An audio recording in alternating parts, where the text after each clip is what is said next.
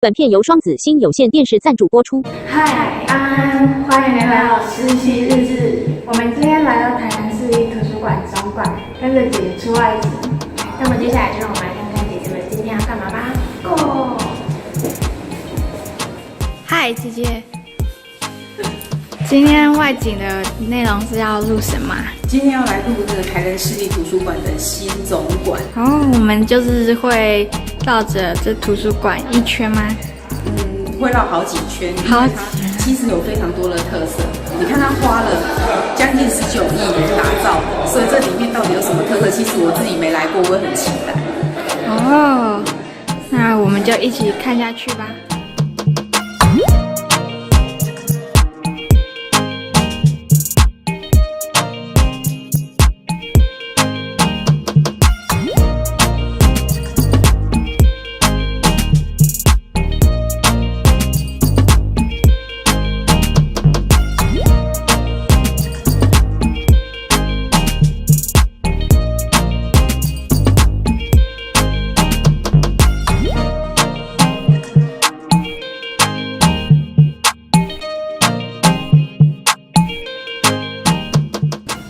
新总馆还有一座呢相当多功能的互动书墙，那到底这个互动书墙有什么样的特色？要怎么使用呢？馆长，只要用一只手指头点它，我们看到这地方有一个主功能。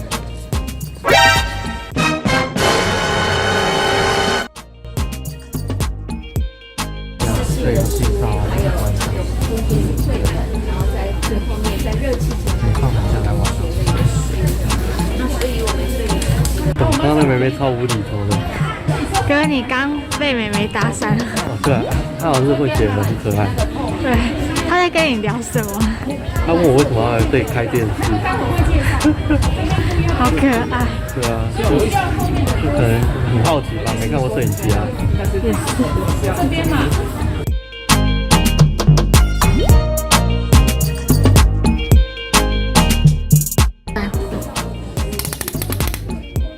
哇，没有火。反正在这一区，你最喜欢哪边啊？这里，就是这里吗？厨房。我以后如果买家，我要摆这个。这是梦幻的扮家家酒我小时候怎么没有这个？对啊，我小时候怎么没有？嗨，姐姐，今天一整天的感想是如何？其实可以逛这里很开心啊，但是蛮累的，因为要戴口罩。其实我不太喜欢戴口罩主持，但是因为防疫的关系所以这2年来大家出外景都很辛苦，因为口罩都要戴着。Hello， 何大哥，想问你今天出外景的感想？感想，图书馆很大，对，然后空间摆设很多，然后漂亮，书籍又多，然后空间造景又漂亮。我们结束了今天的外景，耶！那花倩，你对今天的外景节目有什么感想吗？录了一整天，我是觉得所有地方都很酸，可是还蛮好玩的，因为图书馆很大，然后也有很多很可爱的设备。好的，那我们今天的节目就到这边喽，我们下次见，拜拜。